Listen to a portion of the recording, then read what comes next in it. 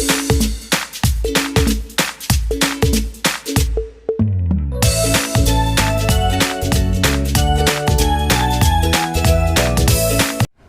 Guys, I am Sanjay Balwani and I welcome you all to my YouTube channel Sanjay sir की पाठशाला। Guys 11th class में determinants and matrices chapter हम लोग पढ़ रहे थे। लास्ट क्लास में मैंने आपको ये बताया था कि कैसे हम किसी भी डिटर्मिनेंट के एलिमेंट्स का माइनर और कोफैक्टर निकाल सकते हैं। आज के क्लास में गाइज हम लोग डिटर्मिनेंट्स की कुछ और प्रॉब्लम देखने वाले हैं। आइए गाइज स्टार्ट करते हैं प्रॉब्लम्स के साथ।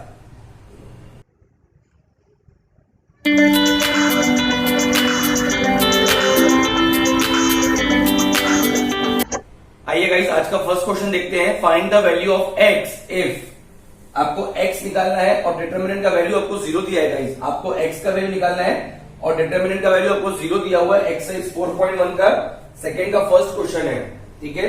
तो गाइस आपको बहुत आसानी से पता है कि हम लोग 2/2 का डिटर्मिनेंट कैसे सॉल्व करते हैं, है ना। आपको पता है डिटर्मिनेंट कैसे सॉल्व करते हैं, बताइए। x² माइनस x प्लस 1 इन दोनों को मल्टीप्लाई करेंगे, बीच में माइनस साइन, और इन दोनों को मल्टीप्लाई करेंगे। क्या दिया हुआ है? इक्वल टू 0 दिया है। डिटरमिनेंट कैसे निकालते हैं? इन दोनों को मल्टीप्लाई माइनस इन दोनों को मल्टीप्लाई। अब आप देख सकते हो कि यहां से x प्लस 1 कॉमन निकलता है। You can take x plus 1 common. यहां पर भी x प्लस 1 है, यहां पर भी x प्लस 1 है। So x² minus x plus 1 minus x plus 1 equal to 0। आगे सॉल्व करोगे x plus 1 x² minus x plus 1 minus x minus 1, minus sign open कर दिया बेटा। सो प्लस 1 और माइनस 1 क्या हो गए? कैंसल हो गए। प्लस 1 और माइनस 1 कैंसल हो गया, तो क्या बच रहा है? x प्लस 1 और बताइए ब्रैकेट में x² minus x equal to 0। मतलब x plus 1 x² minus 2x equal to 0। इसको आप सिंप्लीफाई कर सकते हो। x प्लस 1 यहां से x कॉमन निकलता है, x माइनस 2 इक्वल टू 0। तीन टर्म्स का मल्टीप्लीकेशन इक्वल टू 0 है। Therefore x plus 1 equal to 0 और x इक्वल टू 0 और x माइनस 2 इक्वल टू 0। ये इक्वल टू 0 या तो ये इक्वल टू 0 या तो ये equal to 0। Therefore x is equal to minus 1 और x इक्वल टू 0 और x इक्वल टू 2। तीन आंसर आ रहे हैं गाइस x के, या तो x इक्वल टू माइनस 1 या तो 0 या तो 2। बहुत ही ज्यादा सिंपल है गाइस, है ना। नोट कर लीजिए।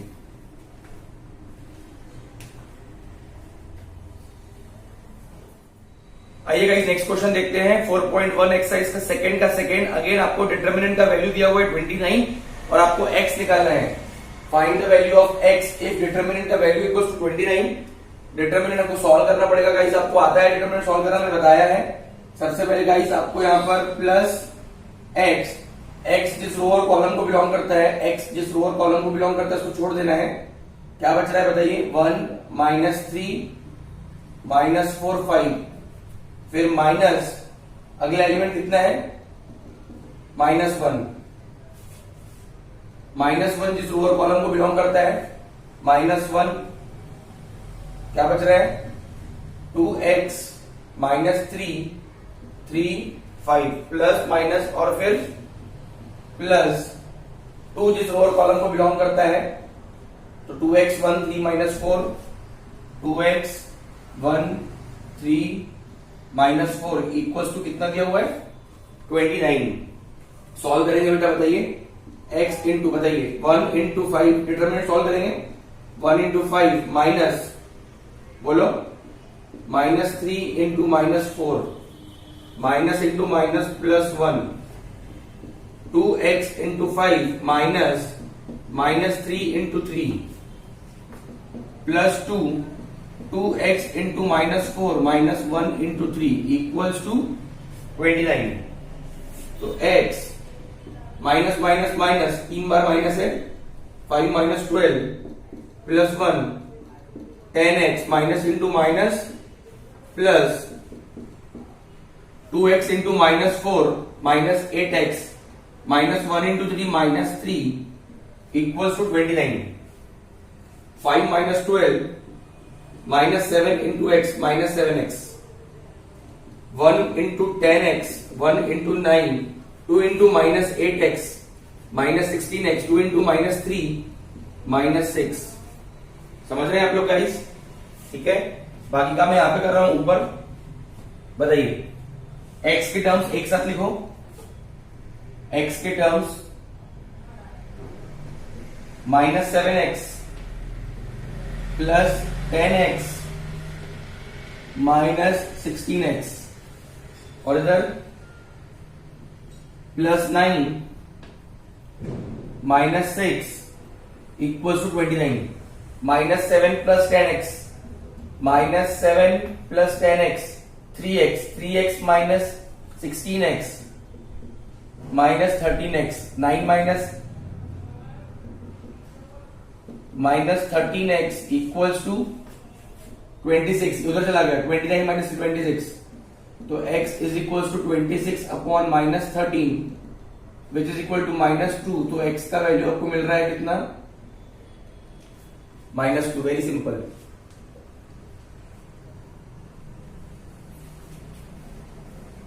ठीक है गाइस, बहुत ही ज्यादा आसान है। x का वैल्यू निकाल लिया है, नोट कर लीजिए गाइस।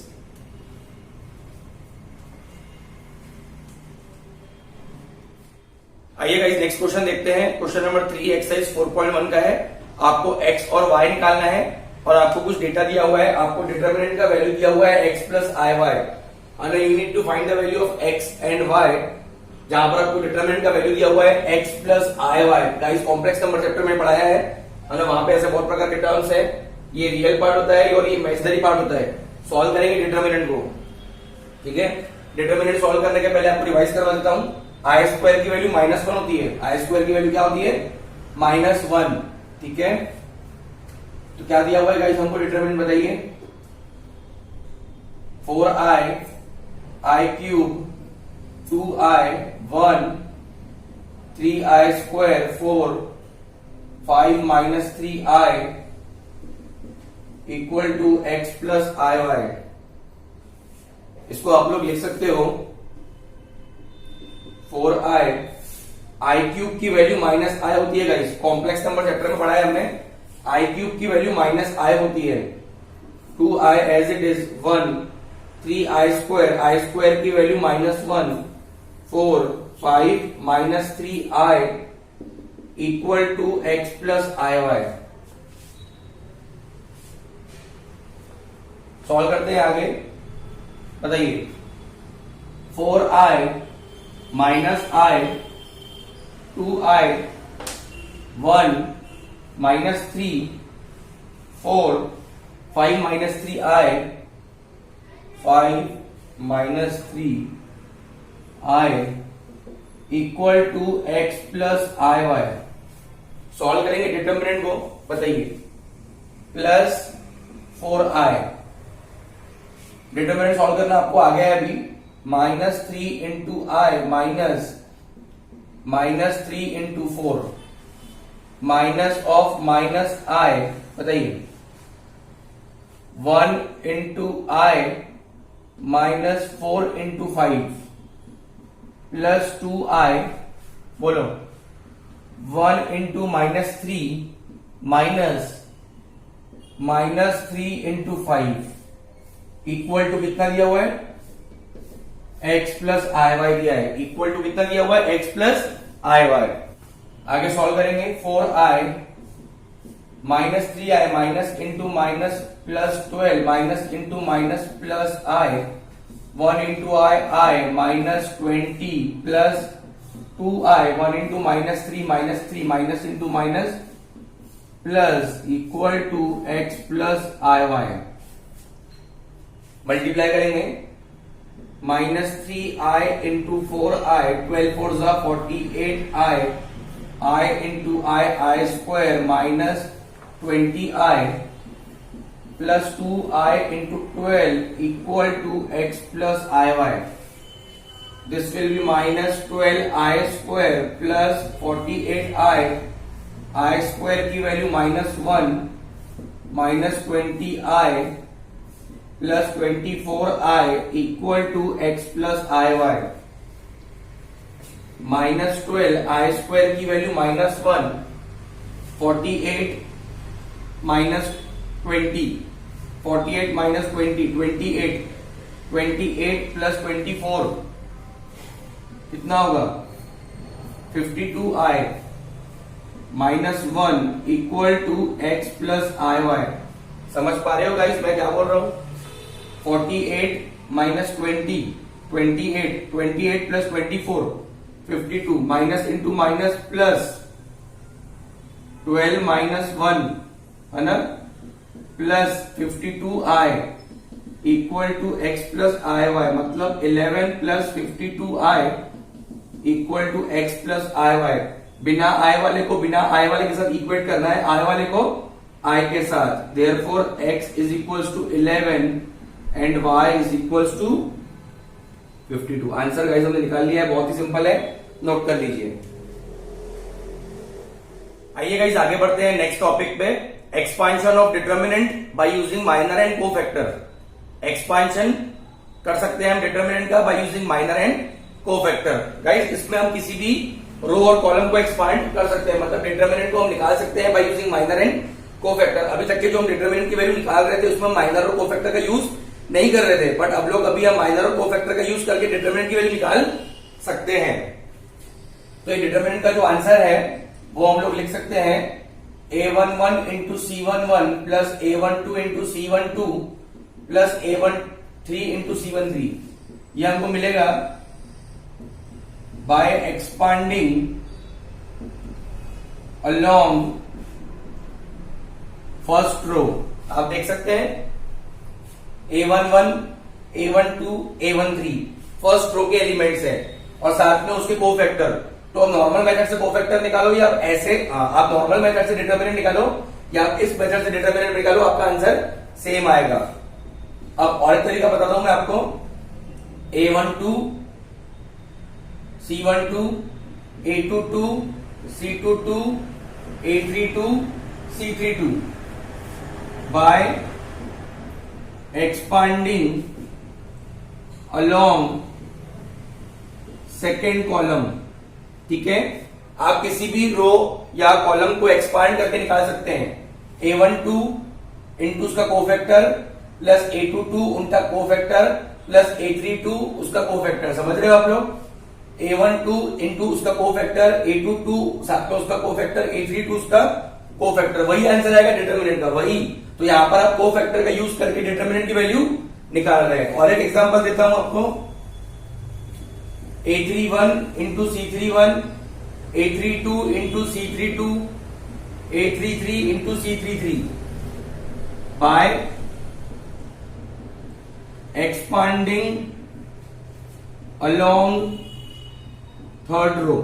तो इस प्रकार से गाइस आप किसी भी रो या कॉलम को पकड़ के एक्सपांड करके डिटरमिनेंट निकाल सकते हो। आंसर सभी मेथड से सेम आएगा। एक और लास्ट तरीका बता रहा हूं आपको, आप किसी भी रो किसी भी कॉलम के लिए गाइस ऐसा फॉर्मूला बना सकते हैं। जैसे आपने फर्स्ट रो के लिए बनाया या आपने थर्ड रो के लिए बनाया, आप सेकेंड रो के लिए बना सकते हो। a21 into c21, a22 into c22, a23 into c23। समझ रहे हो? किसी भी मेथड से आप निकालो, आंसर डिटरमिनेंट का एक ही आएगा। फर्स्ट रो के लिए बना सकते हो a11 into c11, a21 into c21, a31 into c31। और एक बता देता हूं last, a13 into c13, a23 into c23, a33 into c33। तो गाइस आप देख सकते हो मैंने first row, second row, third row, first column, second column, third column सभी का यूज करके डिटरमिनेंट का आंसर निकाला है और सब में कोफैक्टर यूज हो रहा है। फॉर्मूला बहुत सिंपल है, फर्स्ट रो a11 उसका कोफैक्टर, a12 उसका कोफैक्टर, a13 उसका कोफैक्टर। अगर सेकेंड कॉलम से कर रहे हो तो ये सेकेंड कॉलम है, a12 उसका कोफैक्टर, a22 उसका कोफैक्टर, a32 उसका कोफैक्टर। थर्ड रो में कर रहे हो तो a31 साथ में उसका कोफैक्टर, a32 उसका कोफैक्टर, a33 उसका कोफैक्टर। तो ये मेथड से भी गाइस आप डिटरमिनेंट निकाल सकते हो। आप किसी भी रो और कॉलम को पकड़ के इसको सॉल्व कर सकते हैं। आपको क्वेश्चन में जो दिया रहेगा उस सबसे को सॉल्व करना है। तो ये सबके अलग अलग फॉर्मूलेस हो गए, बहुत सिंपल है गाइस, नोट कर लीजिए।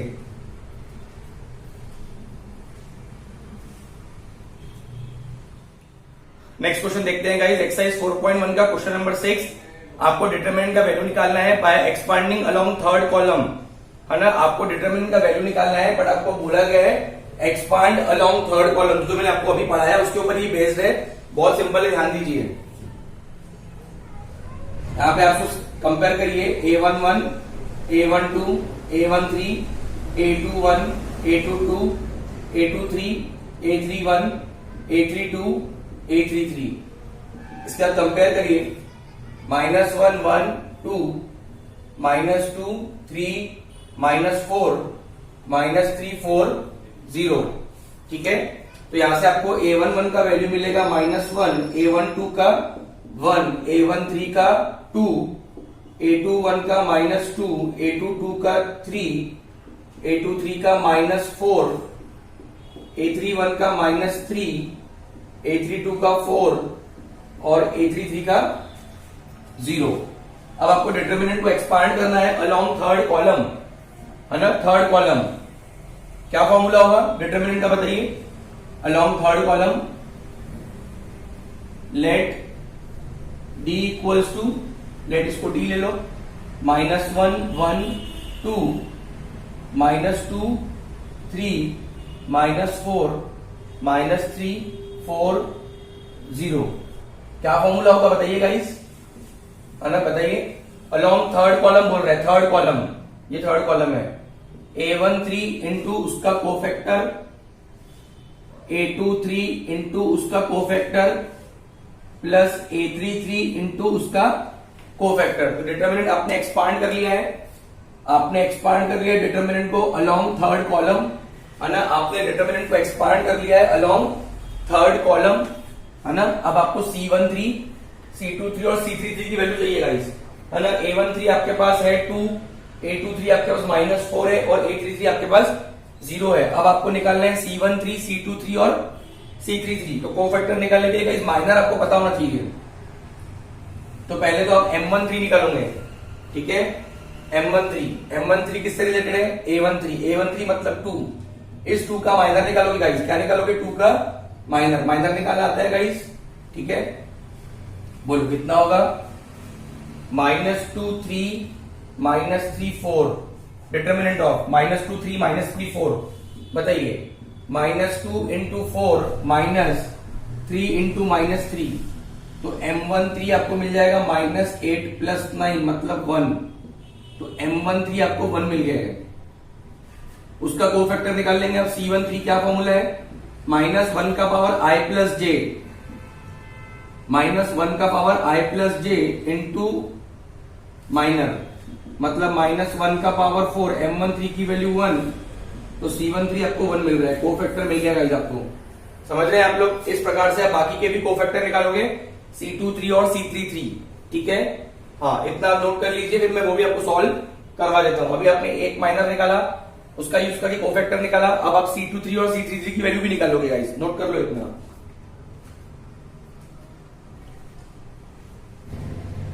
गाइस हम लोग नेक्स्ट वैल्यू निकाल लेते हैं आगे। जैसे हम लोगों ने कोफैक्टर निकाल लिया है C13, वैसे ही हमको C23 निकालना है। तो C23 निकालने के लिए हमको पहले माइनर निकालना पड़ेगा M23, है ना। M23 मतलब किससे रिलेटेड होगा वो, M23 किसका माइनर होगा, A23 का। M23 किसका माइनर होगा, A23 का। A23 मतलब -4, तो -4 का माइनर चाहिए गाइस आपको। -4 का माइनर चाहिए तो वो रो और कॉलम को छुपा दो। -4 का माइनर चाहिए तो वो रो जिस रो और कॉलम को बिलोंग करते हैं उसको हाइड कर दो आप। तो क्या बचेगा बताइए, हाँ बेटा, -1, 1, -3, 4, है ना। वो जिस रो और कॉलम को बिलोंग करता है उसको हाइड कर दीजिए आप लोग। बताइए, -1 इंटू 4 माइनस ऑफ 1 इंटू -3, तो माइनर कितना मिल रहा है, -4 + 3 मतलब -1। अब इसका कोफैक्टर निकालेंगे, क्या फॉर्मूला है, -1 का पावर 2 + 3 इंटू M23 मतलब -1 का पावर 5। M23 की वैल्यू -1 मतलब -1 इंटू -1, तो कोफैक्टर आपको 1 मिल रहा है। क्या मिल रहा है, कोफैक्टर आपको 1 मिल रहा है। तो आपने ये वाला भी कोफैक्टर निकाल लिया, ये वाला भी। अब लास्ट कोफैक्टर आपको निकालना है C33 मतलब किसका कोफैक्टर, A33 का। A33 मतलब 0, पर पहले आपको उसका माइनर निकालना पड़ेगा। तो M33 मतलब 0 का माइनर निकालोगे, वो जिस रो और कॉलम को बिलोंग करते हैं उसको हाइड कर दो। -1 1 -2 3 -1 1 -2 3, बताइए -1 into 3 -1 into -2, तो माइनर निकल गया कितना -3 + 2 मतलब -1। कोफैक्टर निकाल लीजिए -1 का पावर 3 + 3 इंटू एंटिटी फॉर्मूला लगा है कोफैक्टर लास्ट क्लास में बताया आपको। -1 का पावर 6 इंटू -1 मतलब 1 इंटू -1, तो कोफैक्टर आपको मिल गया है -1। अब आपको गाइस वैल्यू निकालना है किसकी, डिटरमिनेंट की। किसकी वैल्यू निकालना है गाइस, डिटरमिनेंट की वैल्यू निकालनी है। आपके पास फॉर्मूला है, डायरेक्टली आप फॉर्मूले में पुट कर लीजिए। यहां पे सॉल्व कर रहा हूं मैं, ध्यान दीजिए। डिटरमिनेंट आपको वैल्यू निकालना था, क्या था डिटरमिनेंट का formula, A13 into C13, A23 into C23, A33 into C33। करिए वैल्यूज पुट करिए गाइस, बताइए A13 का वैल्यू कितना है 2, C13 का वैल्यू 1, A23 का वैल्यू कितना है, A23 का वैल्यू -4, C23 का वैल्यू 1, A33 का वैल्यू 0 इंटू C33 का वैल्यू -1। तो answer is 2 -4, 0 into anything is 0, तो आंसर इज -2। डिटरमिनेंट आंसर कितना है गाइस, -2। बहुत ज्यादा सिंपल है गाइस, नोट कर लीजिए।